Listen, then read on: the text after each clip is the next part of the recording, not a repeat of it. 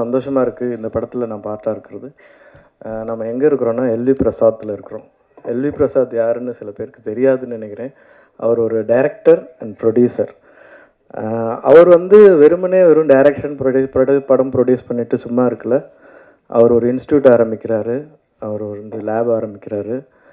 படம் வந்து சினிமாவினுடைய ரீச்சும் சினிமாவினுடைய வலிமையும் தெரிஞ்சதுனால இதை நிறைய பேர் முறையாக கற்றுக்கணும் அப்படிங்கிற ஆசைப்பட்டதுனால தான் இந்த இடம் இருக்குது. இந்த இடத்துல நாமெல்லாம் கூடியிருக்கிறோம். அதே மாதிரி தான் சினிமாவுடைய வீச்சையும் சினிமாவுடைய வலிமையும் புரிஞ்சுக்கிட்டு ஒரு இயக்குனராக உள்ள நுழைஞ்சு இப்போ வந்து நீலம் ப்ரொடக்ஷன் ப்ளஸ் நீலம் பண்பாட்டு மையம், நீலம் புக்ஸ், வருடம் மார்கழியில் மக்கள் இசை என்ற ஒரு ப்ரோக்ராம் மூலம், அதாவது ஒரு டைரக்டர் இந்த வேலையெல்லாம் செய்யணுமா இல்லை இந்த வேலை செய்கிறதுக்காக டைரக்டர் ஆனாரா அப்படிங்கிற ஒரு இதையும் ஒரு முன்னோடியாக இருக்கிறாங்க. அதாவது ஒரு வேலை செஞ்சால் நம்ம வந்து வேலை பார்த்துட்டோம் அப்படின்னு சொல்லாமல் நிறைய வேலை செய்கிறாரு. அது மாதிரி இருந்தவர் தான் பிரசாத்னு நினைக்கிறேன். அது மாதிரி இருந்த ஒரு டைரக்டரும் இருக்கிறாரு, எஸ் பாலச்சந்தர். அவர் வந்து வீணை பாலச்சந்தர்னு சொல்லுவாங்க. Director, music director, producer and actor கூட அவர். ஸோ அவ்வளோ பன்முகங்கள் கொண்ட ரஞ்சித் அண்ணாவுடைய நீலம் ப்ரொடக்ஷன் கீழே நான் இந்த படத்தில் ஒரு ஹீரோவாக நடித்ததில் எனக்கு ரொம்ப பெருமையாக இருக்குது. ரொம்ப பெருமையாக இருக்குது எனக்கு. அப்புறம் பலூன் பிக்சர்ஸு இந்த படத்தை வந்து ஃபஸ்ட்டு அக்செப்ட் பண்ணி இதுக்கு இனிஷியேட் பண்ணி நீலம் கூட சேர்ந்து செய்யணும் அப்படின்னு சொன்ன அருண் பாலாஜின்னா, இந்த கதையெல்லாம் வந்து பல பேர் வந்து ரொம்ப யோசிப்பாங்க. ஏன்னா சில விஷயங்கள் கதையால் படிக்கும்போது முடிவு பண்ண முடியாது. ஸோ அதுக்கு அவங்க 2 பேரும் தான் இதில் வந்து மெயினாக இது. ஸோ வழக்கம் போல் இந்த படம் வந்து நான் நடிக்கும்போது எல்லோரும் கேட்பாங்க, இது எப்படி வித்தியாசமாக நடிக்கிறீங்க அப்படின்லாம். நான் அதுவும் வித்தியாசமாக நடிக்கலை. நடித்த பின்னாடி அது வித்தியாசமாக மாறிடுது. அது ரொம்ப சந்தோஷம். இதில் கோ ஆக்டர்ஸ் வந்து ரொம்ப பெரிய துணை இருந்திருக்கிறாங்க. எஸ்பெஷலி சஞ்சனாவுடைய நடிப்பு வந்து போற்றத்தக்கதாக இருக்கும். அது எனக்கு ரொம்ப ஹெல்ப் பண்ணிச்சு. ஒரு கோ ஆக்டர் மூலமாக வந்து இன்னொரு ஆக்டர் வந்து அதுலேருந்து ஒரு இது வர்றதுங்கிறது அது ஒரு அது சும்மா நடந்துடாது. அந்த வகையில் வந்து தினகருடைய உழைப்பு வந்து என்னால் எப்படி சொல்கிறதுனே தெரியல. ஃப்ரம் A to Z வரைக்கும் அவர் நிறைய வேலை பார்த்தார். Very organic director. ரொம்ப ஆர்கானிக்காக இந்த வேலையை கொடுத்தாரு. ஏன்னா சில சமயம் சில மீட்டிங் நடக்கிற மாதிரி சீன் நடக்கும். நாம் நினைப்போம் நிஜமாலுமே மீட்டிங் நடக்குது போல இருக்காங்க, நம்ம இன்னும் இங்கே உட்காந்துருக்கோம், நம்ம மீட்டிங் போகணும் அப்படிங்கிற ஒரு எண்ணத்தை உண்டாக்கிடுவார். அந்த ஒரு ஆர்கானிக் அந்த ஃப்ளேவரே வந்துடும். நம்ம ஒரு டி அடிக்ஷன் சென்டரில் இருக்கிறோன்னா நிஜமாலுமே பல பேர் அந்த ஒரு 10-15 நாள் அங்கே ஒர்க் பண்ண பின்னாடி ஃபஸ்ட்டு நாளை விட ஒரு 15 நாளுக்கு அப்புறம் எல்லாரும் தெளிச்சி ஆகிட்டோம். ஃபேஸ் எல்லாம் தெளிவாக இருக்குது. ஏன்னா ஒரு இடத்துலையே இருக்கிறோம், நல்ல சாப்பாடு கிடைக்குது. ஸோ அந்த மாதிரி அதாவது சொல்லுவாங்க, ஆக்டர் நடிக்கிறதுக்கான எக்காலஜியை நீங்கள் க்ரியேட் பண்ணி கொடுத்துட்டிங்கன்னா எல்லாருமே நடிக்க முடியும் அப்படிங்கிற அந்த வகையில் வந்து ரொம்ப அழகாக அந்த எக்காலஜியை வந்து தினகரன் உருவாக்கி கொடுத்தாரு. அந்த சூழ்நிலையை உருவாக்கி கொடுத்தாரு. அது வந்து எல்லாருக்குமே அந்த நம்மளால் ஓபி அடிக்க முடியாது. என்ன அவருக்கு தானே க்ளோஸ் போகுது, நம்ம இப்படி ஓரமாக உக்காந்துக்கலாமே, இல்லை அவங்க அங்கே போய் உக்காந்தாதான் நமக்கு இது வருது அப்படிங்கிற அந்த அளவுக்கு ஒரு எக்காலஜி கிரியேட் பண்ணார். எனக்கு ரொம்ப பிடிச்சிருந்தது. இந்த படம் வந்து எல்லாரும் பார்க்கணுன்னு ஆசைப்பட்றேன். எல்லாரும் பார்க்கணுங்கிறதுக்காக சில வேலைகளும் செஞ்சுருக்கிறேன். அது வந்து சக்ஸஸ் ஆகிருக்கிறது வந்து படம் பார்த்தவங்க சொன்னதுலேருந்து எனக்கு சக்ஸஸ் ஆகிருக்குன்னு நினைக்கிறேன். ஏன்னா நான் வந்து ஒரு படிப்படியாக வளர்றேங்கிறத நம்புகிறேன். ஏன்னா ஆக்டிங் வெறும் எமோஷன்லேருந்து வர ஆரம்பிச்சுது, ஒரு ஆசையிலேருந்து வர ஆரம்பிச்சுது. ஏன்னா சத்தியமாக நான் சொல்கிறேன், நான் நடிகன் ஆகணும்னு கனவுல கூட நினச்சது கிடையாது. என்னுடைய காலேஜ் டேஸ் ஆகட்டும், ஸ்கூல் டேஸ் ஆகட்டும், என் ஃப்ரெண்ட்ஸ் ஆகட்டும், யாருமே நம்ப மாட்டாங்க. சோமா நீ நடிக்கிறியா அப்படின்னு நானே என் கண்ணாடி பார்த்து சொல்லிக்குவேன். அந்த மாதிரி அப்படி தான் நான் வந்து கூத்துப்பட்டறைக்குள்ளே வந்தேன். எனக்கு வந்து வேலை செய்ய தெரியும், எந்த வேலை கொடுத்தாலும் செய்வேன். இப்போ வந்து நான் வந்து இந்த படம் மூலமாக ஒரு 2-3 பேருக்கு ரொம்ப நன்றி சொல்லிக்கிறேன். ஒன்று வந்து இந்த படம் எழுதினதுக்காக தினகரன் அண்ணனுக்கு, ப்ரொடியூஸ் பண்ணதுக்காக நீலம் மற்றும் பலூன் பிக்சர் அவங்களுக்கு. அப்புறம் வந்து என்னுடைய மேக்கப் மேன் அவர் வந்து அப்போ இருந்தார். அவர் பேர் லிபின். இந்த படம் இந்த காலகட்டத்தின் குரல்னு ஒரு சில படங்கள் இருக்கும். இந்த நேரத்துக்கு இந்த காலகட்டத்துக்கு உண்மையிலே தேவையான ஒரு படம். நானும் செல்வமணி சார் தான் பார்த்துட்டு வந்தோம்.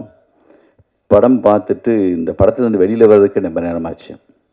நம்மளும் கொஞ்சமாவது இதுலேருந்து கொஞ்சம் கிராஸ் ஆகி வந்திருப்போம். எனக்கும் இந்த வாழ்க்கையில் கொஞ்சம் அனுபவம் இருக்குது. சினிமாவுக்கு வந்த புதுசில் நம்மளை கேட்குறதுக்கு ஆள் இல்லைங்கிறப்போ நம்ம இஷ்டத்துக்கு நம்ம என்ன மாதிரி சுதந்திரமாக இருப்போமோ அப்படி தான் இருந்திருப்போம். நிறைய பேருக்கு அதை கடந்து வராதவங்க நம்ம லைஃப்பில் கொஞ்சம் பேர் கண்டிப்பாக நம்ம இந்த ஃபீல்டில் வந்து அதை கடக்காதவங்க இருக்க மாட்டாங்க. என்னுடைய நண்பர்கள் சில பேர் வந்து கடக்க முடியாமல் நல்லதொரு வீடு செய்து அதை நடங்கிற பொழுதில் விழுந்துன்ற மாதிரி ரொம்ப பேர் போய் சேர்ந்துட்டான். மிகப்பெரிய பேரறிவோடெல்லாம் ஒரு சிலர் இருப்பான். இவனுக்கு இருக்கிற அறிவெல்லாம் நம்மளுக்கு இருக்கா? நம்மளாம் தெரியாமல் சினிமாவுக்கு வந்துட்டோம், உலக சினிமாலாம் பேசுகிறாங்கன்னு சொல்லி நான் பார்த்து பிரமித்த பல பேர் வந்து சேரவே இல்லை. எனக்கு வந்து பெரிய ஒரு பார்த்து வந்து இவங்ககிட்டலாம் இவ்வளோ இருக்கேப்பா, பைசைக்கிள் தீவ்ஸ்லேருந்து ஆரம்பித்து அக்ரோகுசாலேருந்து இப்படி பேசுகிறாங்களே அப்படி இருக்கும். எங்கேயோ நான் கும்பகோணம் போகிறப்போ எங்கேயோ ஒரு கடையில் அந்த மாதிரி நபர்களை ஒன்றுமே இல்லாமல் பார்க்கும்போது எனக்கு வந்து அவ்வளோ பெரிய சோகமாக இருக்கும். இந்த படத்துடைய ஒவ்வொரு முறையும் அவர் காதில் கதையை எங்கேயும் சொல்லிடாங்கன்னு சொல்கிறாரோன்னு நினைக்கிறேன். டைரக்டரு என்ன சொன்னான்னு தெரியல. இருந்தாலுமே எனக்கு படம் பார்க்கும்போது பதட்டமாக இருந்துச்சு. எனக்கு வந்து என்னென்னா ஒரு சில முக்கியமான 3 இடம் இந்த படத்தில் வந்து அப்படி பதட்டமான ஒரு முக்கியமான இடங்கள் இருக்குது. எண்டு மட்டும் எப்படியாவது இவன் மீண்டு வந்துடக்கூடாதாங்கிற ஒரு பெரும் ஏக்கம் எனக்கு இருந்துகிட்டே இருந்துச்சு. திரும்பி போய் இதுக்குள்ளே விழுந்துடக்கூடாது, எப்படியாவது மீண்டுணும், அந்த வெளிச்சம் அந்த சின்ன ஒரு அப்படி வெளிச்சம் மேலே பற்றக்கூடாதான்னு ஒரு பெரிய ஏக்கம் இருந்துச்சு. இது வந்து இந்த அரசாங்கத்துக்கு போடுற இந்த படம் ஒரு மனு மாதிரி பார்க்குறேன் நான். அப்படி ஒரு படம் எல்லாருமே அமைஞ்சு வந்ததுன்னு ஒரு சில படங்களை சொல்லுவாங்கள்ல. கேமராமேன்லேருந்து ஆரம்பித்து மியூசிக் டைரக்டரு, ஆர்டிஸ்ட்டு, குரு சோமசுந்தரம், அந்த ஹீரோயின் எல்லாருமே அவ்வளோ பர்ஃபெக்டாக அந்த படத்தில் பண்ணியிருக்காங்க. இந்த படத்தை எடுக்க இந்த காலகட்டத்தில் எடுக்கிறதுக்கு துணிஞ்ச ரஞ்சித்துக்கு, அப்புறம் பலூன் பிக்சர்ஸ் போஸ்டர்ஸ் வந்து எல்லாத்துலேயும் ஒட்டி இருந்துச்சு. என்னடா இவ்வளோ நெருக்கி இவ்வளோ அழகாக ஒட்டியிருக்காங்களேன்னு பார்த்தேன். ஒரு தடவை மணி சார் தான் சொன்னாராம், காலையில் விடிஞ்சா எல்லாத்துலேயும் மஞ்சளாக தெரியும்னு சொல்லி அலைபாயதுக்காக ஒரு போஸ்ட் ஓட்ட சொன்னாராம். அது மாதிரி எங்கே பார்த்தாலும் கையில் தொங்கிட்டு இருக்கிறது தான் இருக்குது சிட்டி மொத்தமும். காரணம் என்னன்னு பார்த்தா அப்புறம் தான் தெரிஞ்சது அண்ணன் இருக்கார் அதுலன்னு. வாழ்த்துக்கள் மொத்தமாக இந்த டீம் மொத்தத்துக்கு வாழ்த்துக்கள். இது பிரச்சாரமான ஒரு படம்லாம் கிடையாது. உள்ள அவ்வளோ டென்ஷனான அழகான மிக சரியான விஷயங்களோட ஒரு ஸ்க்ரீன் பேவோட மிக அற்புதமான படமாக இந்த வந்திருக்கு. இந்த படத்துக்கு என்னுடைய வாழ்த்துக்கள். நன்றி. தொடக்க காலகட்டத்தில் நடிகர்களுக்காக பார்க்கப்பட்ட சினிமா தான் இருந்தது. தியாகராஜ பாகவதர், சின்னப்பா தேவர், அப்புறம் எம்ஜிஆர், சிவாஜின்னு. அதற்கு பின்னால் கொஞ்ச காலம் கழித்து இயக்குநர்களுக்காக ஒரு சினிமா, இந்த இயக்குனர் பேரை பார்த்தாலே அந்த படம் நல்லா இருக்கும்ன்ற ஒரு நம்பிக்கையை ஏற்படுத்திக்கிட்டு இருந்தது. அது கேஎஸ் கோபாலகிருஷ்ணன் காலகட்டத்தில் வந்து அப்படியே மாறி அப்புறம் பாலச்சந்தர், பாரதிராஜா படம். அது ஹீரோ யாருன்னா கிடையாது, பாரதிராஜா படம், பாலச்சந்தர் படம். இந்த காலகட்டத்தில் தயாரிப்பு நிறுவனங்களும் சில முக்கியமான ஒரு பங்கெடுப்பு செஞ்சது. அது வந்து சத்யஜோதி படம் நல்லாயிருக்கும். சத்யா மூவிஸ் வேறையாக இருக்கும், சத்யஜோதி வேறு. இப்போ ஏவிஎம்னா அது ஒரு கமர்ஷியல் சினிமாவாக இருக்கும், அந்த பிராண்டு வேறு. ஆனால் நல்ல படங்கள் வந்து இப்போ சத்யஜோதி இருக்கும், சூப்பர் குட் படம் அப்படின்னு. அது மாதிரி ஆஸ்கார் மூவிஸ்னு ஒரு கம்பெனி இருந்தது, எம் பாஸ்கர்னு ஒரு டைரக்டர். அவர் படங்கள் தீர்ப்புகள் திருத்தப்படலாம், தண்டிக்கப்பட்ட நியாயங்கள், பௌர்ணமி அலைகள், சூளம், இதெல்லாம் பண்ணியிருந்தார் அவர் வந்து ரஜினி சார் வச்சு பைரவி படம் கூட டைரக்ட் பண்ணார் அவர். அந்த கம்பெனியோட பேர் பார்த்த உடனே படம் நல்லா இருக்குன்னு தோணும். அதற்கு பின்னால் இப்போது அந்த இடத்த நீலம் ப்ரொடக்ஷன்ஸ் பிடிச்சிருக்கு.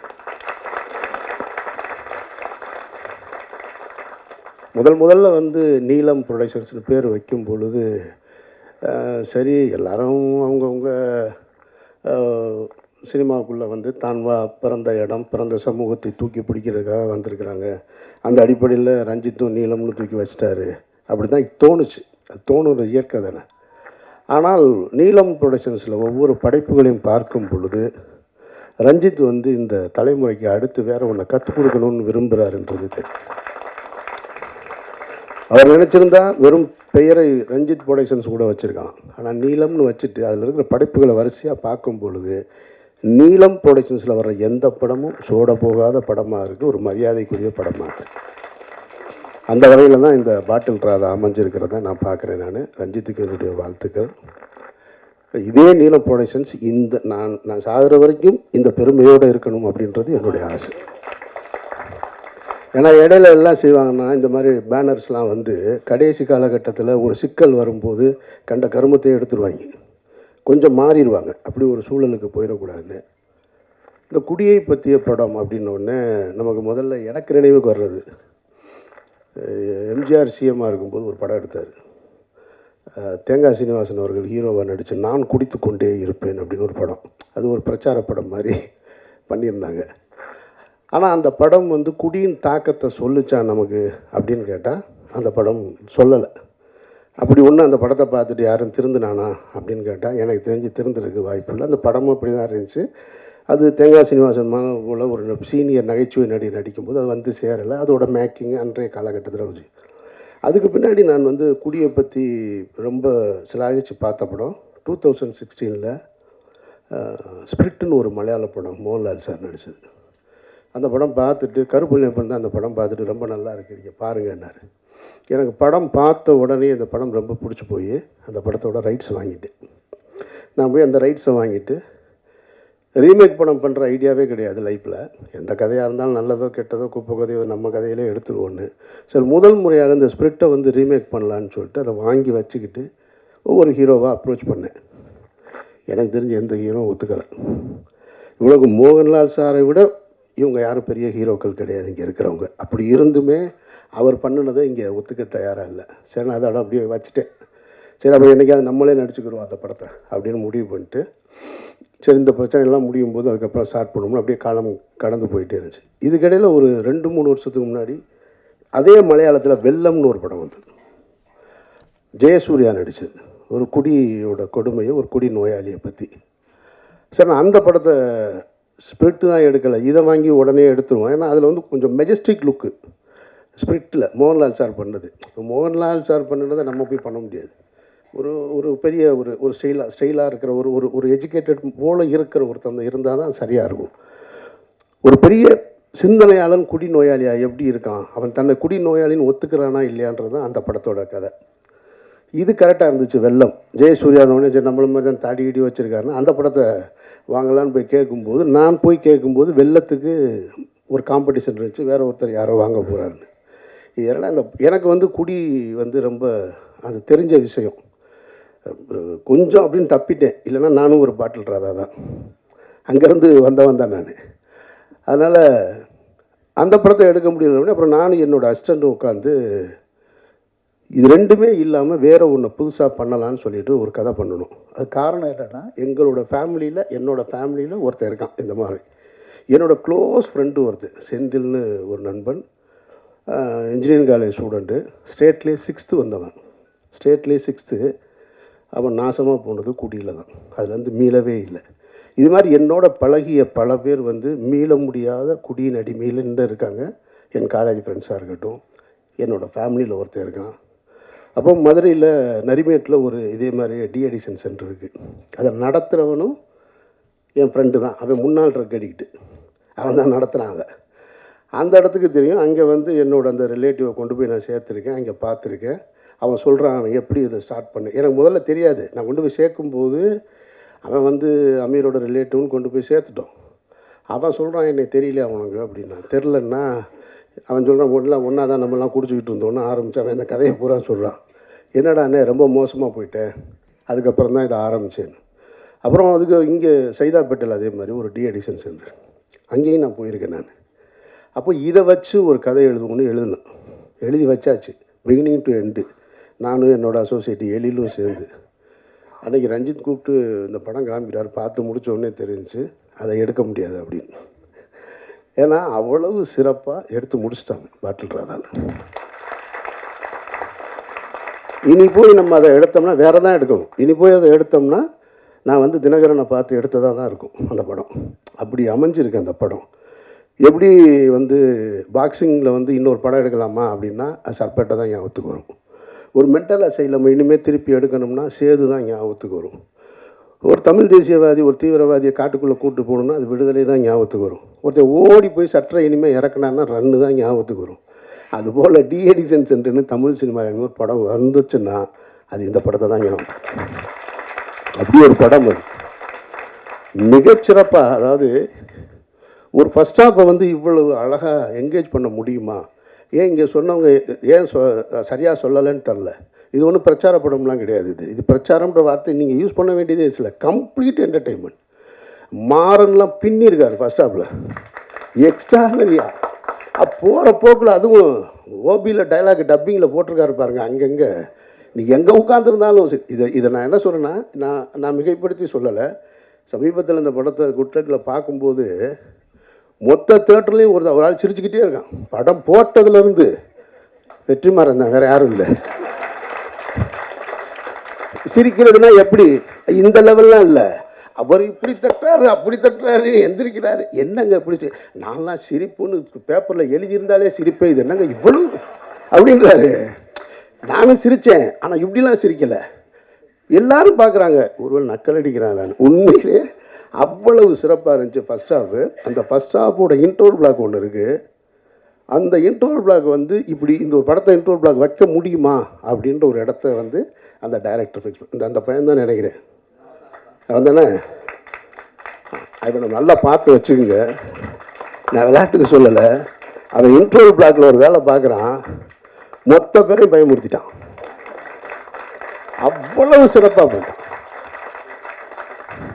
சரி, இப்படி ஒரு ஃபஸ்ட் ஹாஃப் வச்சுட்டு செகண்ட் ஹாஃப் என்ன இருக்கும் அப்படின்னு போனால் டெட் கான்ட்ராஸ்டாக ஒரு எமோஷன் படம் ஃபுல்லாக. இப்போ நமக்கு ஒரு டவுட் வந்துச்சு, இப்படி ஒரு ஸ்க்ரீன் ப்ளே எப்படி எழுத முடியும்? கம்ப்ளீட் என்டர்டெயின்மெண்ட்டாக இருக்குது. படத்தோட பிகினிங்லேருந்து இன்ட்ரோல் வரைக்கும் ஒரு இடம் கூட உங்களை வந்து சும்மா இருக்க விடலை.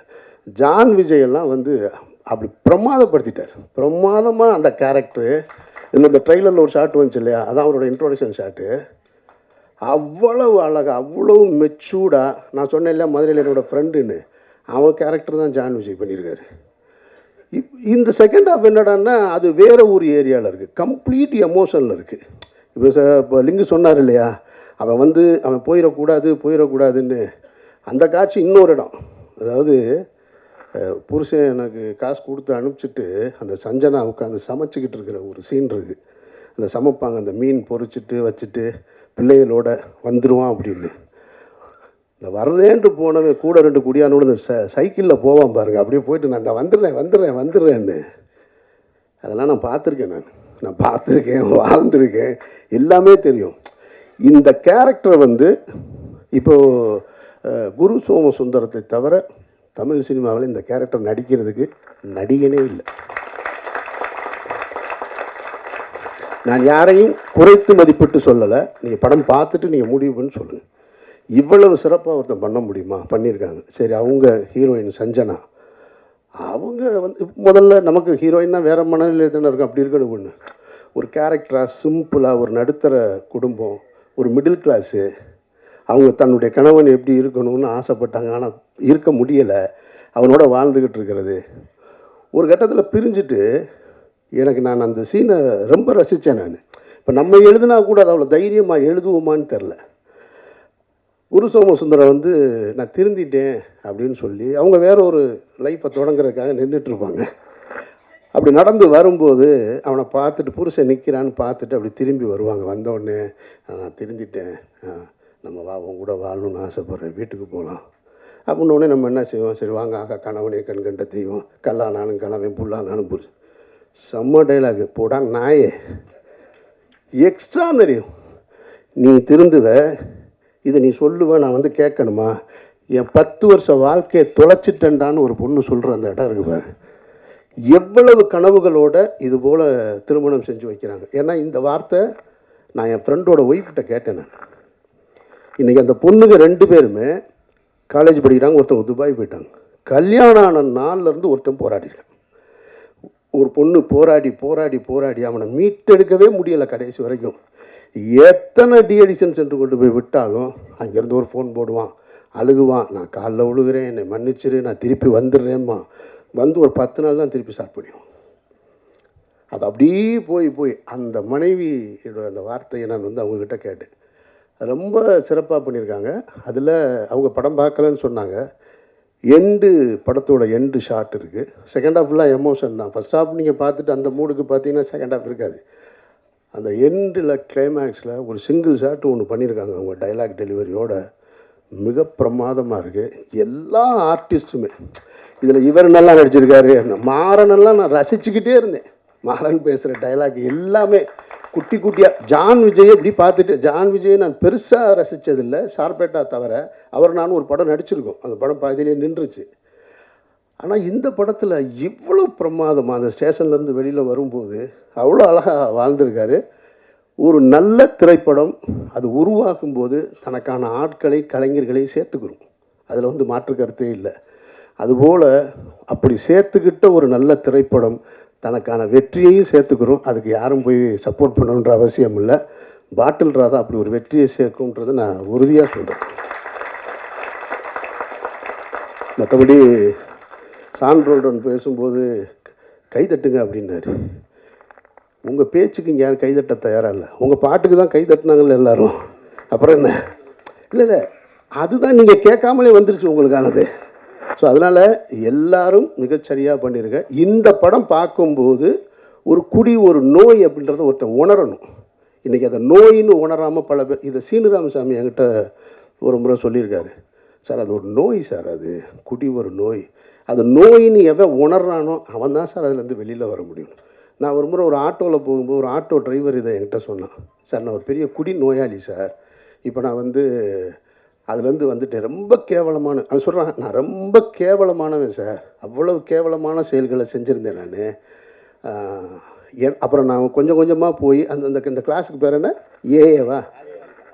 ஏஏ, அந்த ஏஏ கிளாஸுக்கு போய் அவன் சொன்னான் என்கிட்ட, இப்போ நான் வந்து கிளாஸ் எடுக்கிறேன் சார். நான் போய் அந்த மானக்கேடான விஷயத்துலேருந்து ஒரு மனுஷன் எவ்வளவு அவமானப்பட முடியுமோ அந்த அவமானத்துலேருந்து மீண்டிருக்கேன்னு சொன்னால், அதுபோல் இந்த படம் பார்க்குறவங்க மீளலும் அப்படின்ற ஒரு நம்பிக்கை இருக்குது. அதுக்கான படமாக பாட்டில் ராதா அமைஞ்சிருக்கான்னா நான் மிகைப்படுத்தி சொல்லலை, படம் சத்தியமாக அமைஞ்சிருக்கு.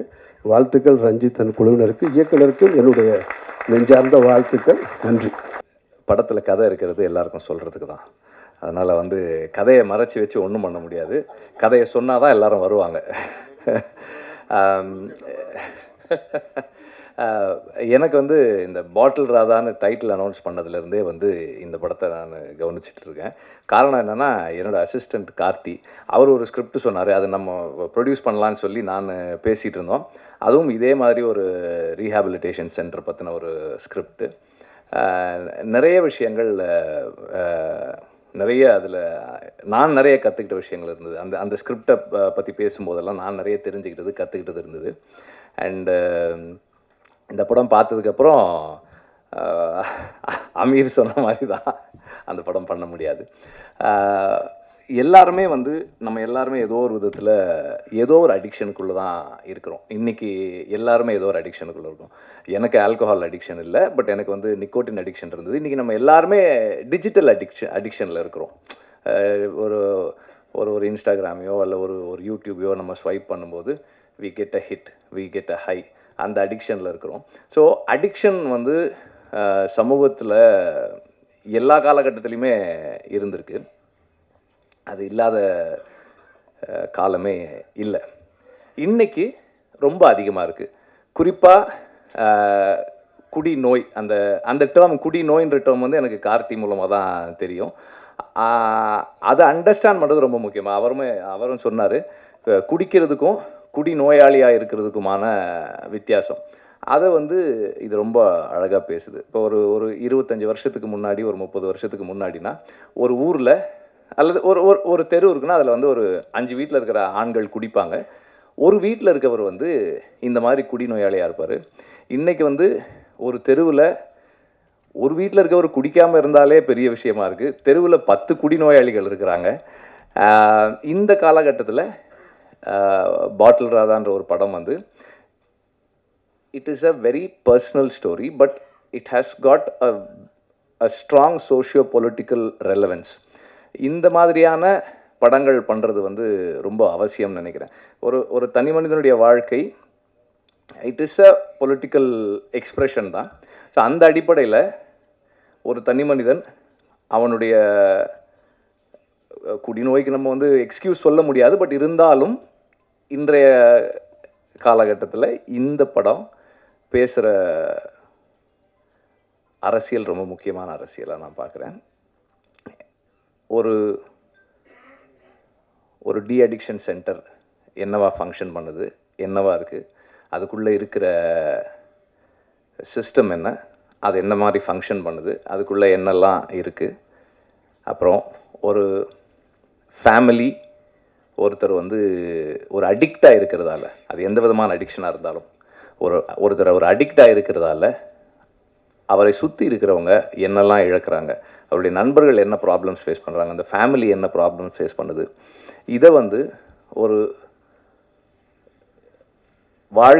வாழ்க்கைக்கு பக்கத்தில் ஒரு இன்ட்ரெஸ்டிங்கான ஒரு ஃபில்மாக சொல்கிறது வந்து ஒரு பெரிய சேலஞ்ச். அதை வந்து ரொம்ப சக்ஸஸ்ஃபுல்லாக பண்ணியிருக்காங்க.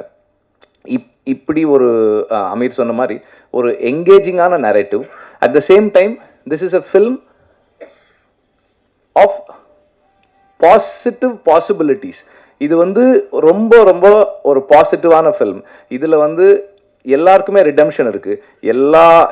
எவ்வளவு டார்க்னஸில் இருந்தாலும், நீங்கள் எவ்வளவு கீழே போனாலும் நாம் நினச்சா நம்ம அதிலிருந்து மீண்டு வந்துடலான்னு சொல்கிற ஒரு படம் இது. ரொம்ப முக்கியமான விஷயம். ஏன்னா எப்போவுமே நம்ம நிறைய சந்தர்ப்பங்களில் பார்க்குறோம், ஒரு நம்பிக்கை, இந்த மாதிரி குடிநோயாளிகளோ இல்லை எந்த அடிக்ஷனில் இருந்தாலும் அவங்களுக்கு வந்து அந்த நம்பிக்கை போகும். நம்மளால் முடியுமா, நம்மளால் முடியாது, நம்மெல்லாம் எப்படி பண்ண போகிறோம். அப்போ அந்த ஆல்கஹாலிக் அனானிமஸில் அந்த ஓப்பன் ஷேரிங்னு ஒன்று சொல்லுவாங்க. அந்த ஓப்பன் ஷேரிங் தான் வந்து அவங்களுக்கு அந்த கான்ஃபிடென்ஸ் கொடுக்கும்னு சொல்லுவாங்க. ஸோ அந்த மாதிரி இந்த படமே வந்து ஒரு ஒரு குடிநோயாளியினுடைய ஓப்பன் ஷேரிங் தான் நினைக்கிறேன். So it is going to create a big impact in the society. At the same time இந்த படத்தினுடைய அந்த டெக்னிக்கல் ஆஸ்பெக்ட்ஸ் அப்புறமா இன்னொரு டைம் சொல்லலாம்னு நினைக்கிறேன். ஆனால் இந்த படத்தோட காஸ்டிங் பற்றி சொல்லி ஆகணும். இந்த படத்தில் இருக்கிற ஒவ்வொரு நடிகரும் வந்து இந்த படம் ஒரு சினிமா இல்லை, இது வந்து நம்ம லைஃப்பில் நடக்கிறது, நம்ம தெருவில் நடக்கிறது, நம்ம அண்ணனுக்கு நடக்கிறது, நம்ம தம்பிக்கு நடக்கிறது, நம்ம அப்பாவுக்கு நடக்கிறது அப்படின்னு நம்மளை உணர வைக்கக்கூடிய அளவுக்கு அவ்வளோ ரியலிஸ்டிக்காக இருக்குது காஸ்டிங். எல்லாருமே வந்து மிக பொருத்தமான சாய்ஸஸ். அங்கே அந்த ரீஹாபிலிட்டேஷன் சென்டரில் இருக்கிறவங்களா இருக்கட்டும், அந்த தெருவில் இருக்கிறவங்களா இருக்கட்டும், ஒவ்வொரு நடிகருமே வந்து அவ்வளோ பொருத்தமாக இருக்காங்க. அண்ட் எல்லாருமே அவ்வளோ கன்வின்சிங்காக அந்த ரோல்ஸ் பண்ணியிருக்காங்க. ஸ்பெசிஃபிக்காக சொல்லலை இவங்க அவங்கன்னு, பட் எல்லாருமே அவ்வளோ சிறப்பாக பண்ணியிருக்காங்க. இது அண்ட் பீயிங் அன் ஆடியோ லான்ச்ன்றதால மியூசிக்கும் நான் சொல்லிடுறேன். ஒரு ஒரு ஹார்ட் பீட் மாதிரி இருக்குது. எங்கேயுமே நம்ம வந்து அதை ஃபீல் பண்ண முடியல. ஆனால் அது இல்லைன்னா நமக்கு என்ன ப்ராப்ளம்ஸ் இருக்குமோ அந்த அளவுக்கு இருக்குது. பேக்ரவுண்ட் ஸ்கோரு பியூட்டிஃபுல்லாக பண்ணியிருக்காரு. சாங்ஸ் நம்ம கேட்டோம், நல்லாயிருக்கு. ஒவ்வொருத்தருமே அவங்க ஜாபை சரியாக செஞ்சுருக்காங்க. அது வந்து அது டைரக்டரோட கிரெடிட் தான். Exceptional work as a writer and as a film maker. ஏன்னா ஒரு கன்ஃபைன்டு ஸ்பேஸ்க்குள்ளே ஆடியன்ஸை என்கேஜ் பண்ணுறது, இன்றைக்கி இருக்கிற நிலைமையில் ஆடியன்ஸை என்கேஜ் பண்ணி வைக்கிறதும் அவங்கள எமோஷ்னலாக மூவ் பண்ணுறதும் வந்து ஒரு பெரிய சேலஞ்ச். அது வந்து ரொம்ப சக்ஸஸ்ஃபுல்லாக பண்ணியிருக்காங்க. I was very engage. Ameer சொன்ன மாதிரி நான் ரொம்ப என்கேஜாக இருந்தேன் இந்த படத்தில். அண்ட் ஒவ்வொரு கேரக்டரும் அவங்களோட எனக்கு உணர்வுபூர்வமான ஒரு கனெக்ட் இருந்தது. எல்லாத்துலேயும் ஏதோ ஒரு இடத்துல என்னுடைய நண்பர்களையோ என்னையோ அல்லது எனக்கு தெரிஞ்சவங்களையோ நான் என்னால் பார்க்க முடிஞ்சுது. அது அந்த ஒய்ஃபாக இருக்கட்டும், அந்த குழந்தைகளாக இருக்கட்டும், அந்த பாட்டில் ராதான்ற கேரக்டராக இருக்கட்டும், அவனோட ஃப்ரெண்ட்ஸாக இருக்கட்டும், எல்லாருலேயுமே வந்து ஏதோ ஒரு இடத்துல நான் வாழ்க்கையில் சந்தித்த நபர்களை என்னால் பார்க்க முடிஞ்சுது. அந்த அளவில் அந்த writer and the director have succeeded. And இப்படி ஒரு படத்தை ப்ரொடியூஸ் பண்ணதுக்கு முதல்ல பலூன் பிக்சர்ஸுக்கும் ரஞ்சித்துக்கும் என்னுடைய பாராட்டுக்கள். இது வந்து இந்த மாதிரி ஃபில்ம்ஸ் வந்து ஸ்டார்ட் பண்ணும்போதே வந்து இது மெயின் ஸ்ட்ரீம் இல்லையே அப்படின்ட்டுருவாங்க. ஆனால் மெயின் ஸ்ட்ரீமுடைய biggest factor is identifiable element. இதில் இருக்கிற அந்த எல்லாத்தையுமே நம்ம வந்து இந்த கதாபாத்திரங்களை நாம் எவ்வளோ ஐடென்டிஃபை பண்ணிக்கிறோன்றது தான் இந்த படத்தினுடைய சக்ஸஸாக இருக்கும்ன்றதை நான் உறுதியாக நம்புகிறேன். நன்றி. ரொம்ப சந்தோஷம், மகிழ்ச்சி உங்களை எல்லாரும் பாட்டில் ராதா அப்படின்ற ஒரு நிகழ்வில் சந்திக்கிறதுல. அண்ட் வந்து ஆக்சுவலி தினகரன் வந்து பயங்கர பிளஸ்டுன்னு நினைக்கிறேன். முக்கியமான சம்பவக்காரங்களாம் இங்கே இருக்காங்க. அவங்களாம் படம் பார்த்துட்டு வந்து தினகரனை விஷ் பண்ணுறது. குறிப்பாக எனக்கு வந்து தமிழ் சினிமாவை வந்து வேறு மாதிரி மாற்றி விட்டவங்க இங்கே வந்து இருக்கிறது, அதுவும் படம் ரிலீஸ்க்கு முன்னாடியே வந்து தினகரை ப்ளஸ் பண்ணுறது அப்படின்றது வந்து ரொம்ப சந்தோஷம். நன்றி sir. Thank you. Lingusamy sir, Ameer sir, Vetri அண்ணா, மிஸ்கின் அண்ணா, அவங்களெல்லாம் பற்றி பேசி தான் நாங்கள் சினிமாக்குள்ளே வந்தோம். நான், தினகர், ஜெய் இருக்கான், 3 பேருமே காலேஜில் படிக்கிறப்பவே வந்து எங்களுக்குள்ளே வந்து இதை பற்றின நிறைய டிஸ்கஷன் இருக்கும். பருத்தி வீரனாக இருக்கட்டும், லைக் வந்து ரன்னாக இருக்கட்டும், அண்ட் வந்து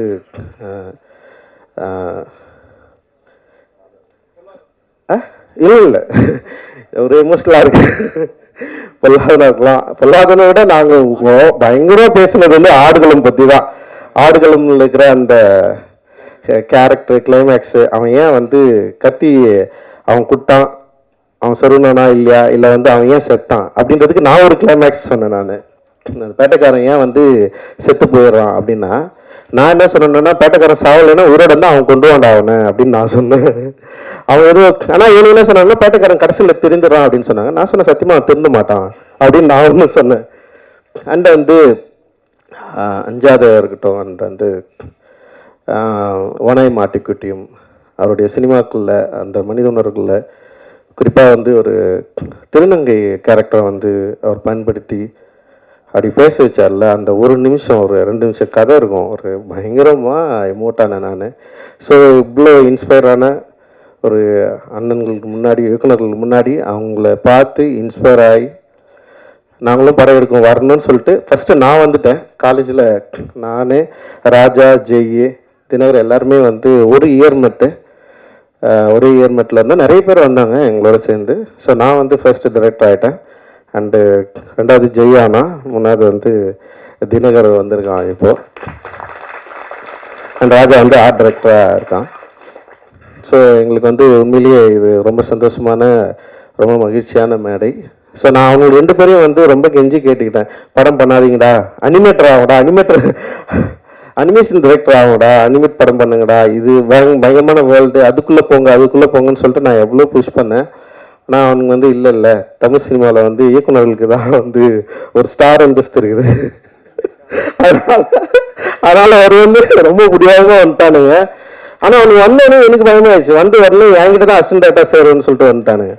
இப்போ நான் வந்து ரொம்ப என்னென்னா அசிஸ்டன்ட் டைரக்டர் ஃப்ரெண்டுன்னு சொல்லிட்டு அது ஒரு இது எடுத்துக்கக்கூடாதுன்னு நான் கொஞ்சம் பயந்தேன். நான் ஒரு ஃப்ரெண்டுன்னு சொல்லிட்டு அவங்க உள்ளே வந்து ஏற்கனவே ஒர்க் பண்ணுற அசிஸ்டன்ட் டைரக்டர்ஸை, கோ டைரக்டர்ஸை டிஸ்டர்ப் பண்ணக்கூடாது, அந்த மாதிரி இன்ஃப்ளூயன்ஸ் இவங்க பண்ணக்கூடாதுன்னு சொல்லிட்டு அவங்கள ரொம்ப அசிஸ்டன்ட் டைரக்டராகவே ட்ரீட் பண்ணேன், ஃப்ரெண்டாகவே ட்ரீட் பண்ணல. அதுக்கப்புறம் கிட்டத்தட்ட ஒரு 5-6 வருஷம் எங்கள் ஃப்ரெண்ட்ஷிப்பே காணாமல் போயிடுச்சு.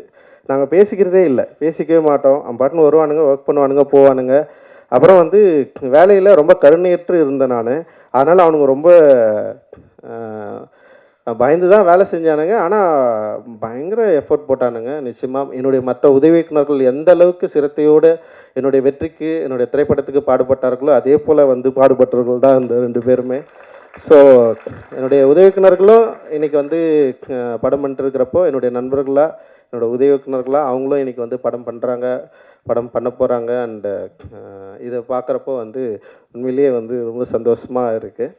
அண்டு ஸோ அப்புறம் நீலமில் படம் பண்ணுறது வந்து ரொம்ப ஈஸின்னு சில பேர் யோசிக்கலாம், இந்த மாதிரி கண்டென்ட்னா நீலமில் பண்ணிடலான்னு சொல்லிட்டு. ஆனால் கதை எடுத்துன்னு வந்து கொடுக்குறவங்களுக்கு தான் தெரியும், ஒவ்வொரு முறையும் படிச்சுட்டு கரெக்ஷன் சொல்லி டென்ஷன் ஆகிடுவானுங்க அவங்களே. சில பேர்லாம் வந்து இதுதான் ஃபைனல்னு சொல்லிட்டு சண்டை போடுற அளவுக்குலாம் போயிடுவானுங்க. அந்த மாதிரி தான் வந்து ஒவ்வொரு முறையும் வந்து படிச்சுட்டு இது ஒர்க் ஆகலைன்னா ஒர்க் ஆகலை, ஒர்க் ஆகுனா ஒர்க் ஆகுது. ஆனால் எல்லா ஸ்கிரிப்டும் முடிஞ்ச அளவுக்கு நானே படித்து நானே வந்து அதுக்குள்ளே ஒர்க் பண்ணுவேன். ஸோ இதில் வந்து இது வந்து ஒர்க் ஆகலைன்றது வந்து செகண்ட்ரி. பட் ஆனால் இது மூலமாக நம்ம என்ன சொல்ல வரோம், நம்ம என்ன பேசுகிறோம் சொசைட்டிக்கு.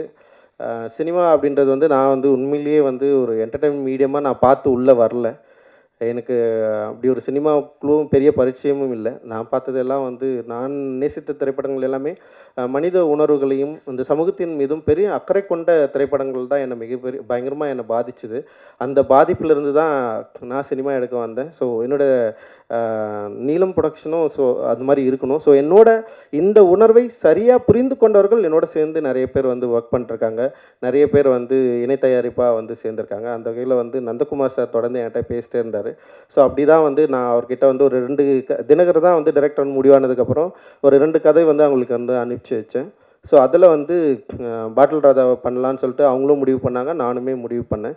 ஸோ அப்படி தான் இது எடுக்கப்பட்டது. ஸோ தினகர் மேலே எனக்கு கொஞ்சம் பயம்தான் இருந்தது. ஏன்னா அவன் ஷார்ட் ஃபிலிமை பார்த்து பயந்தவன் நான். ஜெய் மேலே எனக்கு அந்த பயம் இல்லை. ஏன்னா ஜெய் வந்து ஒரு டாக்குமெண்ட்ரி பண்ணியிருந்தான், பிவேர் ஆஃப் டாக்ஸ்ன்னு சொல்லிட்டு. பயங்கர அட்டகாசமான ஒரு படம் அது. நான் அவங்ககிட்ட வந்து நீ இப்படி ஒரு ராவா ஆயிடுறான்னா அவன் வந்து பயங்கர என்டர்டெயினாக வந்து ப்ளூ ஸ்டார்னு ஒன்று எடுத்துட்டான். வந்து எப்படின்னா பயங்கர லவ் ஒரு என்டர்டெயினாக தான் இருப்பான் அப்படின்னு பார்த்தா பயங்கர எமோஷ்னலான ஒரு படம் எடுத்துன்னு வந்திருக்கான். டோட்டல் கான்ட்ராஸ்ட் 2 பேருமே. அண்ட் வந்து அதே ஃபஸ்ட் டைம் வந்து நான் படம் பார்த்து முடிச்சதுன்னே வந்து பார்த்தா வெல் எக்யூப்டு ஒரு படமாக அது இருந்தது. டெக்னிக்கலாகவும் சரி, ஆர்டிஸ்ட்டு நடித்தது, ஸோ இதெல்லாம் ரொம்ப என்ஜாய் பண்ணேன். ஏன்னா அவனுடைய ஃபஸ்ட்டு ஷார்ட் ஃபிலிம் பார்த்துட்டு பயங்கர கொடூரமாக இருந்தது. அப்புறம் ஒரு டைரக்டராக எவ்வளோ கொடூரக்காரனாக இருந்தான்னு அவனை பற்றி எல்லாருமே சொல்லிட்டு இருந்தாங்க. நடிக்க தெரியாத ஒரு சின்ன பையனை வந்து கொடுமைப்படுத்தியிருக்கான் அவன். அதை பற்றிலாம் என்கிட்ட சொன்னாங்க. எனக்கு கேட்டு சிரிச்சிட்டு இருந்தேன் நாங்கள். அந்த கதை வந்து பயங்கரமான கதை. அந்த ஷார்ட் ஃபிலிம் வந்து ஓகேவான ஷார்ட் ஃபிலிம் தான், அப்படி முடிஞ்சிருக்கோம். பட் ஆனால் வந்து அதை எடுத்த விதம் வந்து பற்றி பேசி பயங்கரமாக சிரிச்சுட்டு ஜெய் வந்து ஓடி வந்துட்டான். ஒரு நாளோட வேலை செஞ்சேன், ஒரு நாள் 2 நாளே வேலை செஞ்சு ஓடி வந்துட்டான். அவங்க கூடலாம் எவனா வேலை செய்வான்.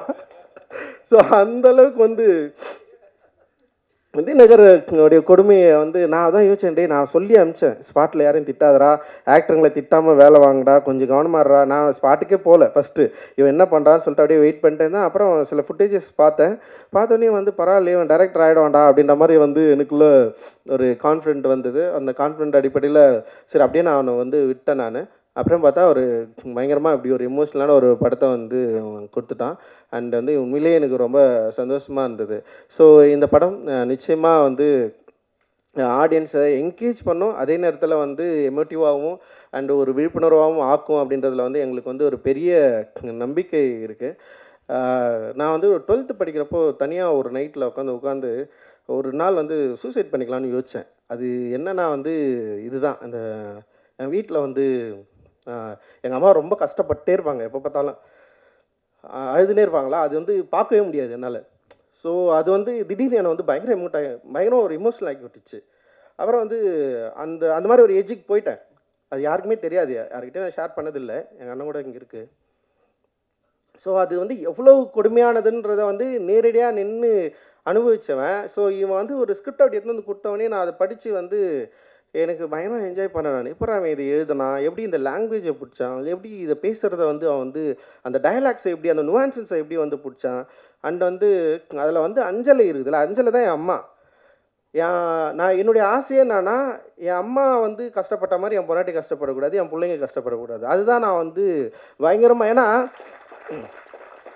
ஊரில் ஒரு கொண்டாட்டம், ஒரு திருவிழானா எல்லார் வீடும் சந்தோஷமாக இருக்கும். ஆனால் எங்கள் அப்பா எங்களை பயங்கர சந்தோஷமாக, எங்கள் அப்பா மாதிரி எங்களை வளர்த்துறது கிடையாது, யார் வீட்டாண்ட போய் எங்களை நிற்க வச்சது கிடையாது. சாப்பாடுக்கும் சரி, படிப்புக்கும் சரி பயங்கரமாக பார்த்துப்பார். எங்களோட ட்ரெஸ் எல்லாம் வந்து எங்கள் அப்பா அவ்வளோ எங்களை பற்றி யோசிப்பார், கல்வியை பற்றி எல்லாத்தையும் பற்றி யோசிப்பார். ஆனால் குடின்னு வரப்போ வந்து அவர் இழந்துருவார் எங்கள் அப்பா.